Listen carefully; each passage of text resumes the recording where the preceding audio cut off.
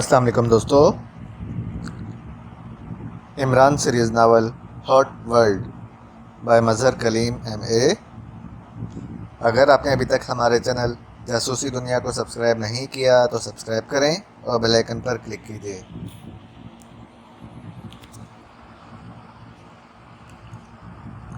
तुमने टोबरा को शिकस्त दी थी, इस आदमी ने सीढ़ी से उतरकर इनकी तरफ आते हुए कहा। हाँ, मगर तुम कौन हो? क्या तुमने टोबरा को हलाक किया है? मेजर प्रमोद ने मुंह बनाते हुए कहा। हाँ, चूँकि वो शिकस्त खा गया था इसलिए मैडम के हुक्म पर मैंने इसे गोली मार दी है, और मैडम ने कहा था कि तुम्हारे बारे में मालूमात हासिल की जाएं। अब बोलो, तुम कौन हो और कहाँ से आए हो? इस आदमी ने कहा। पहले अपना नाम बताओ ताकि बातचीत में आसानी हो सके, मेजर प्रमोद ने मुस्कुराते हुए कहा। मेरा नाम गोशे है, मास्टर गोशे, इस आदमी ने बड़े फ़ाखिराना लहजे में कहा। यहाँ हर दूसरा आदमी अपने आप को मास्टर कहलवाना पसंद करता है।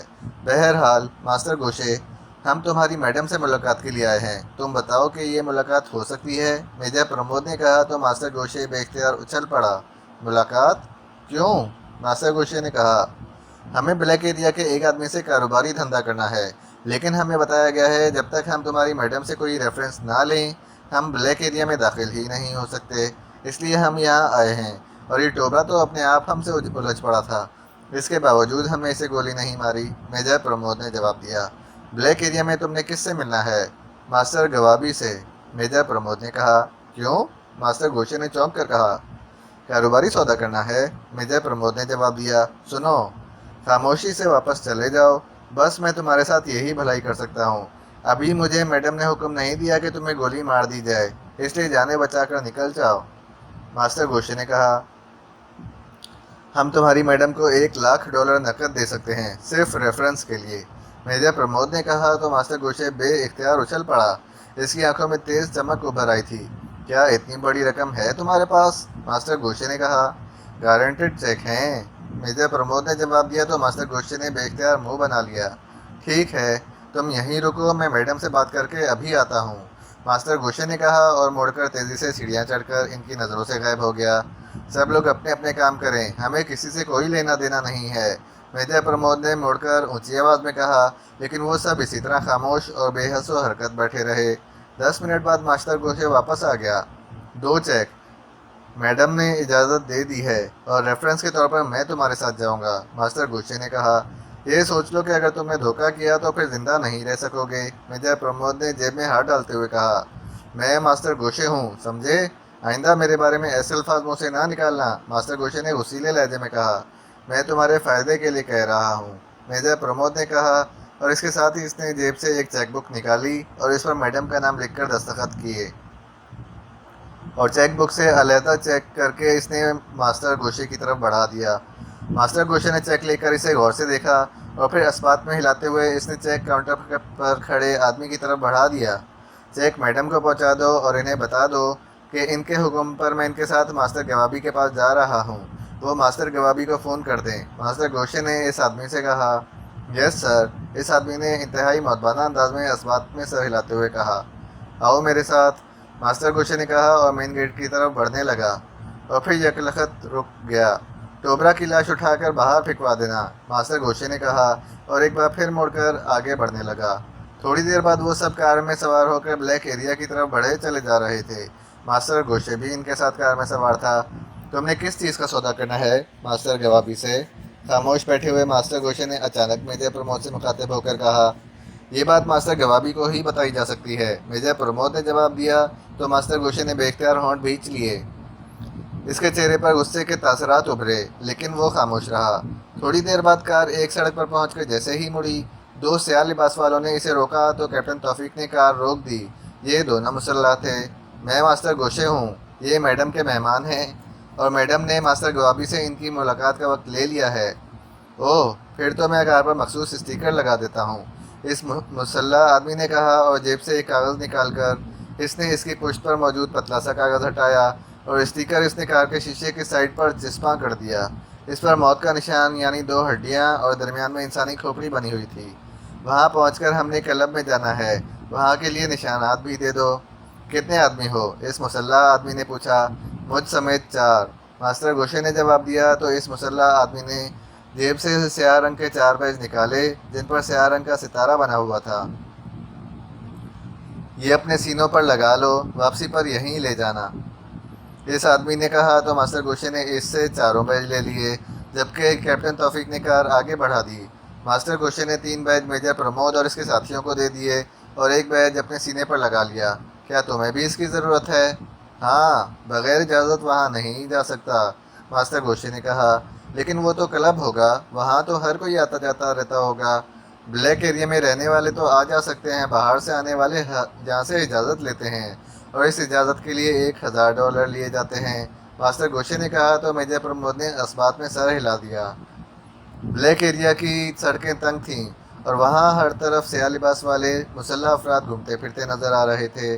थोड़ी देर बाद वो ब्लैक स्नेक क्लब के सामने पहुँच गए। मास्टर गोशे के कहने पर कैप्टन तौफीक ने कार एक साइड पर रोक दी और फिर वो सब नीचे उतर आए। क्लब में जब वो लोग दाखिल हुए तो क्लब में मौजूद लोग इन्हें देखकर चौंक पड़े, लेकिन किसी ने इनसे कोई बात ना की थी।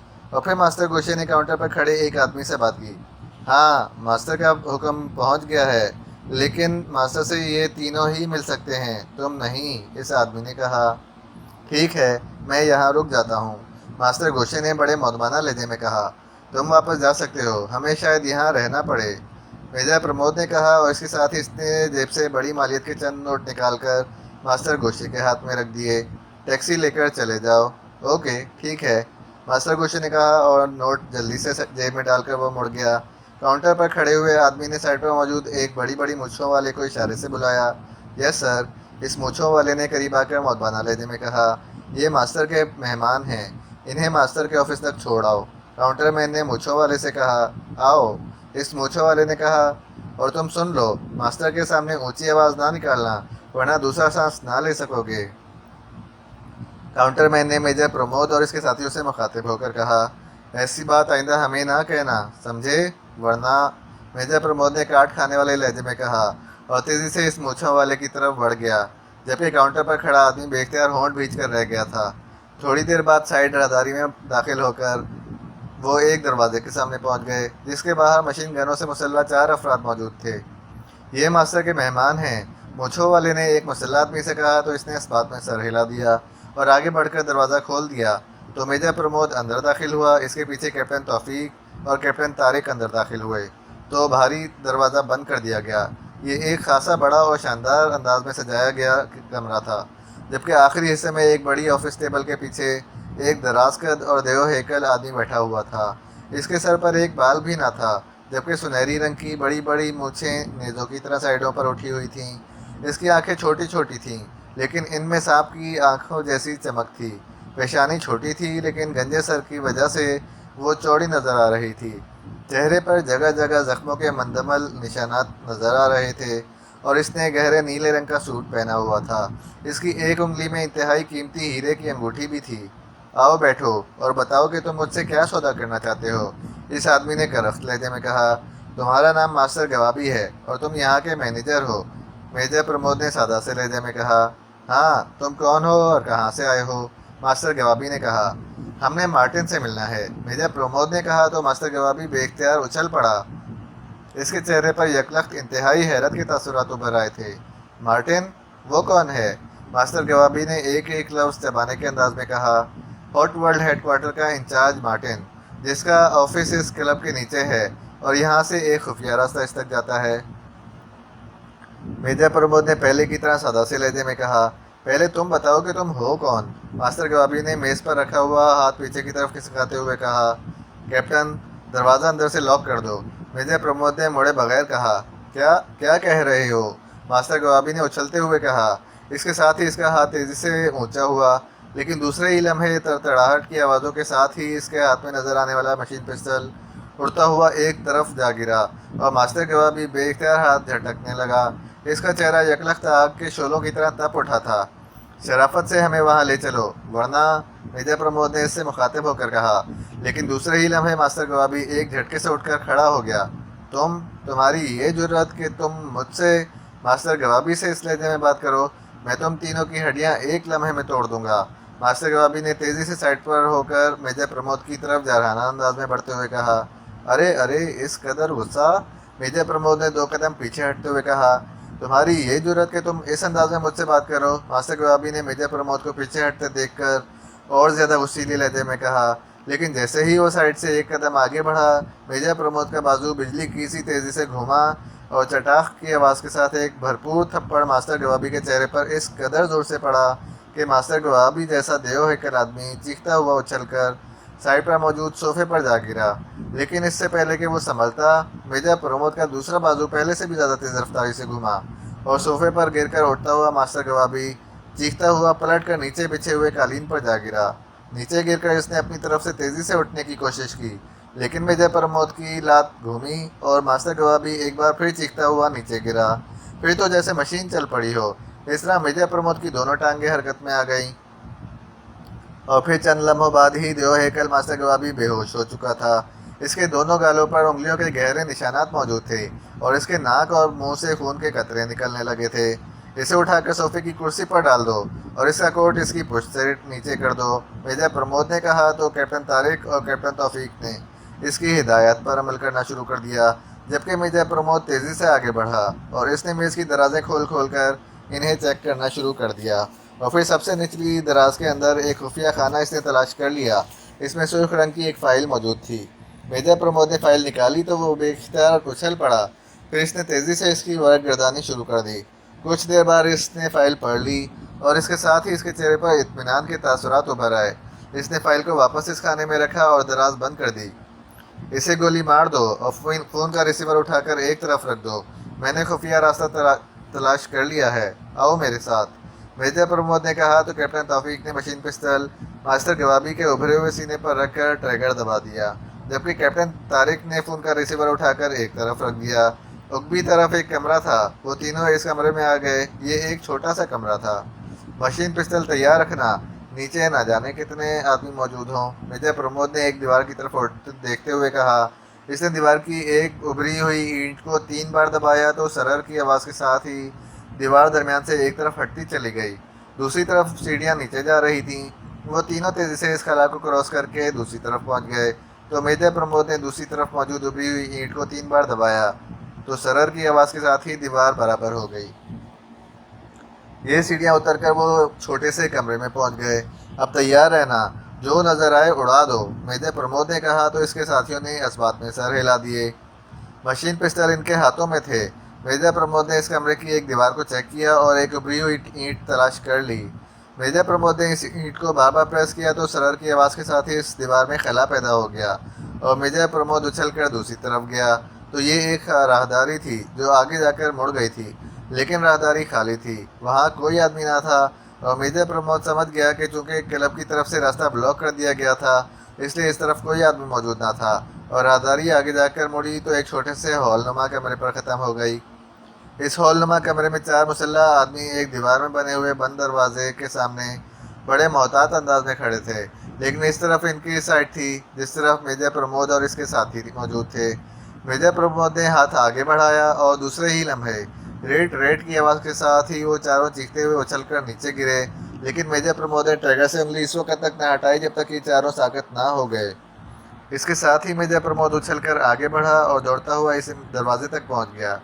तुम इस पूरी इमारत को चेक करो और जो भी नज़र आए इसे उड़ा दो, मेजर प्रमोद ने मुड़कर अपने साथियों से कहा और इसके साथ ही इसने जोर से दरवाजे को लात मारी तो दरवाज़ा एक धमाके से खुला और मेजर प्रमोद उछलकर अंदर दाखिल हो गया। इसके साथ ही रेट रेट की आवाज़ों के साथ 2 इंसानी चीखें सुनाई दी और मेजर प्रमोद दौड़ता हुआ सामने दीवार में मौजूद एक और दरवाजे की तरफ बढ़ गया। जिस कमरे में मेजर प्रमोद दाखिल हुआ था वहाँ 2 तरफ में 2 कुर्सियाँ मौजूद थीं जिन पर 2 आदमी बैठे काम कर रहे थे। मेजर प्रमोद ने इन दोनों का खात्मा कर दिया था। वो चूँकि फ़ाइल में यहाँ का पूरा सेटअप देख चुका था इसलिए इसे किसी से कुछ पूछने की ज़रूरत ही महसूस ना हो रही थी। शीशे का दरवाज़ा खोलकर वो यकलख्त अंदर दाखिल हुआ तो सामने एक मेज़ के पीछे बैठा हुआ एक आदमी यकलख्त एक झटके से उठ खड़ा हुआ। इसके चेहरे पर ऐसी हैरत थी जैसे इसने दुनिया का नवा अजूबा देख लिया हो। तुम यहाँ क्या क्या मतलब?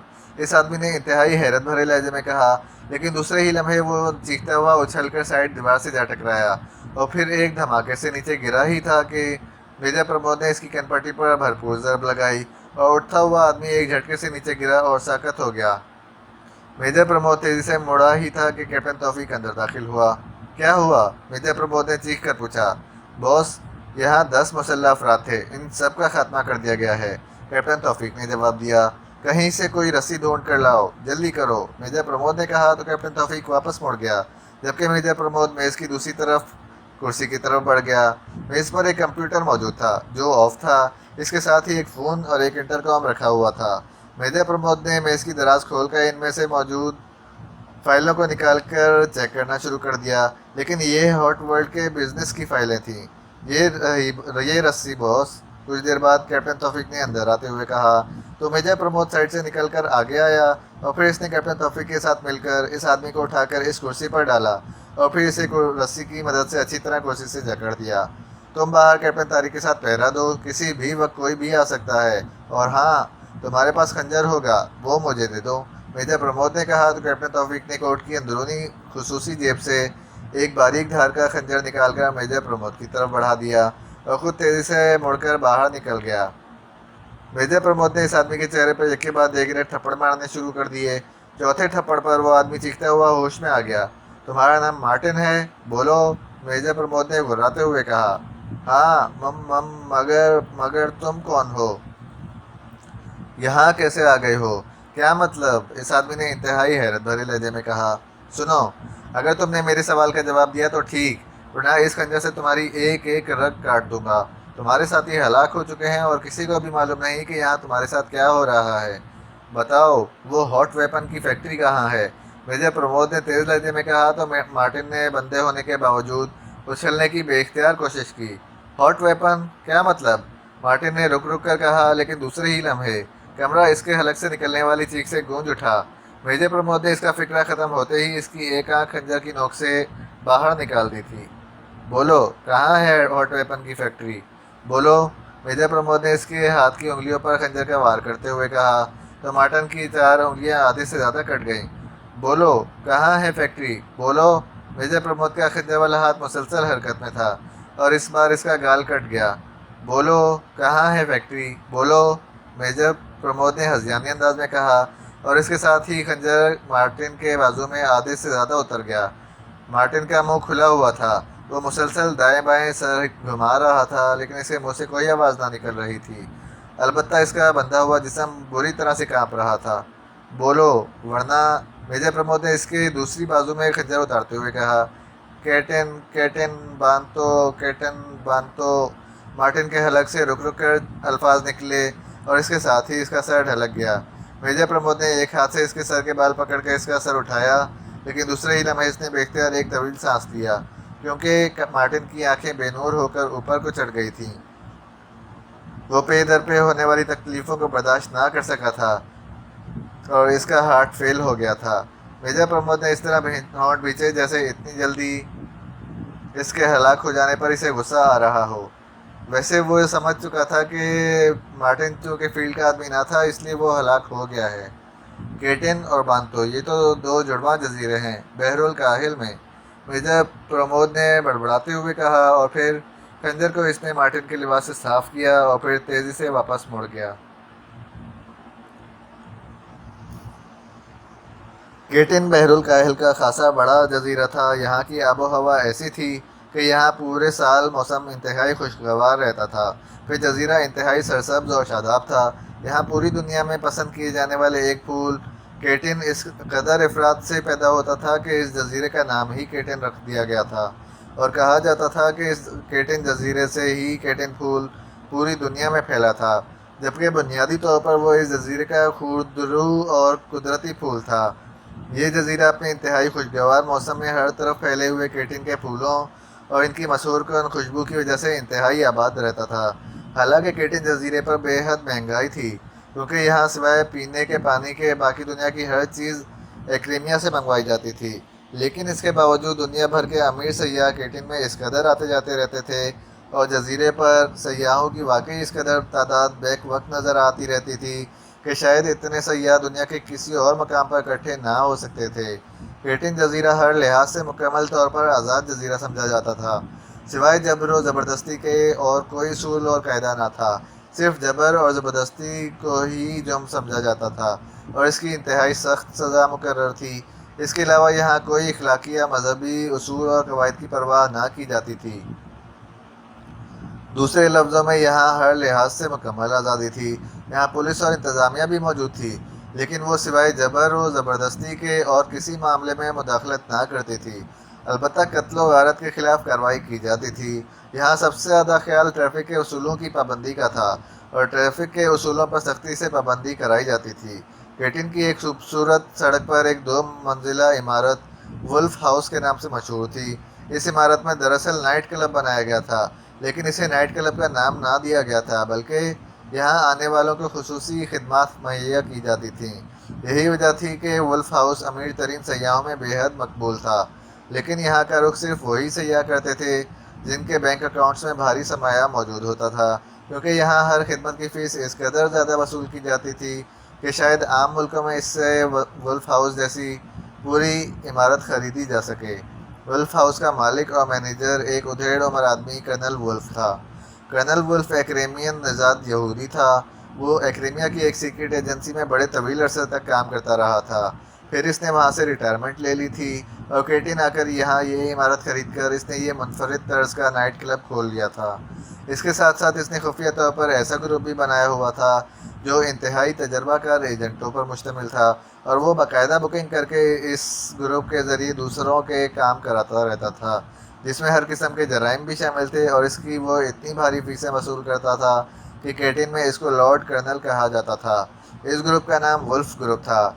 इस ग्रुप में 8 अफराद शामिल थे, जिनमें 2 औरतें थीं।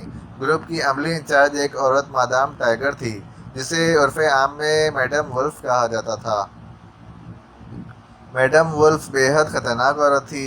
वैसे बज़ाहिर वो एक नाइट क्लब में रकासा थी, लेकिन ये रक्स हफ्ते में सिर्फ एक बार पेश किया जाता था, और ये रक्स इस कदर हैजान खेज होता था कि पूरा हफ्ता इसकी तारीफ़ों से पूरा केटिन गूंजता रहता था।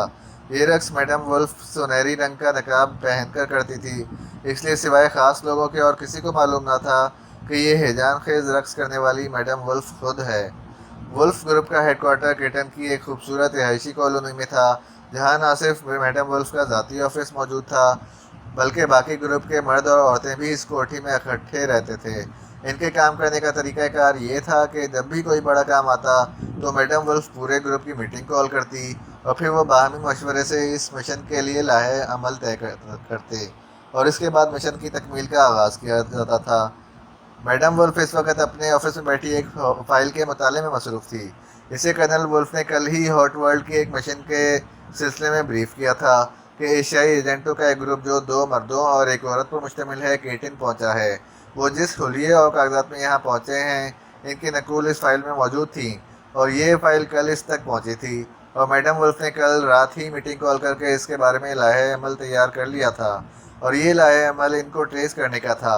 और कल से वुल्फ ग्रुप पूरे केटिन में इन्हें तलाश करने में मसरूफ़ था, लेकिन अभी तक किसी तरफ से कोई इत्तला ना मिल सकी थी। इसलिए मैडम वुल्फ अपने ऑफिस में बैठी इस फाइल को बगौर पढ़ने में मसरूफ़ थी।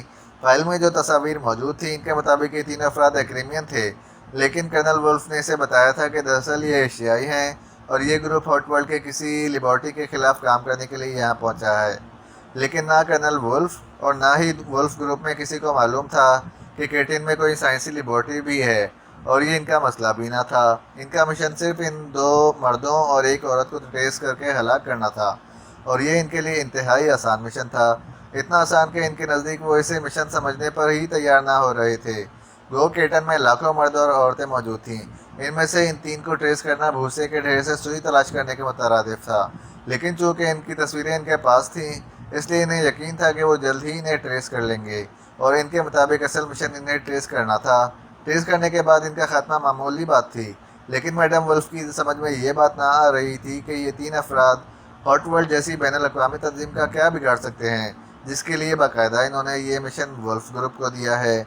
वो बैठी यही बात सोच रही थी कि अचानक फ़ोन की घंटी बज उठी, तो मैडम वुल्फ ने चौंक कर फ़ोन की तरफ देखा और फिर हाथ बढ़ाकर रिसीवर उठा लिया। यस, मैडम वुल्फ ने घुर्राते हुए लहजे में कहा। स्पॉटस बोल रहा हूँ मैडम। दूसरी तरफ से इसके ग्रुप के मेंबर की मौतबाना आवाज़ सुनाई दी। यस, क्या रिपोर्ट है? मैडम वुल्फ ने इस बार कदरे नरम लहजे में कहा। मैंने इन्हें ट्रेस कर लिया है मैडम। ये तीनों हाला बार कॉलोनी की एक कोठी में मौजूद हैं। कैसे ट्रेस किया है? मैं इस रहायशी कॉलोनी में इन्हें ट्रेस करने के लिए पेट्रोलिंग कर रहा था कि मेरे करीब से एक गहरे सुर्ख रंग की कार गुजरी, और जब मैंने इसे देखा तो मैं हैरान रह गया कि दोनों मर्द ड्राइविंग और साइड सीटों पर मौजूद थे, जबकि औरत उतनी सीट पर मौजूद थी। ये तीनों हूबहू इन हुलियों में थे जिन हुलियों की तस्वीर हमें दी गई थी। मैंने इनकी कार का ताक़ुब शुरू कर दिया और फिर वो हाला बार कॉलोनी की कोठी नंबर 18 में चले गए हैं।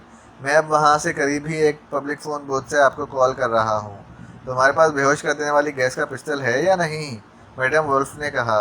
है मैडम, स्पॉटस ने जवाब दिया। तुम अंदर गैस फायर कर दो और फिर अंदर जाकर चेकिंग करके मुझे कोठी के अंदर से फ़ोन करके रिपोर्ट दो, मैडम वुल्फ ने कहा। सिर्फ बेहोश करके या हलाक करके? बेहोश करके मुझे इतला दो, मैं इनसे पूछगछ करके खुद इन्हें हलाक करूंगी, मैडम वुल्फ ने कहा। यस मैडम, दूसरी तरफ से कहा गया और इसके साथ ही राब्ता ख़त्म हो गया। तो मैडम वुल्फ ने रिसीवर रख दिया।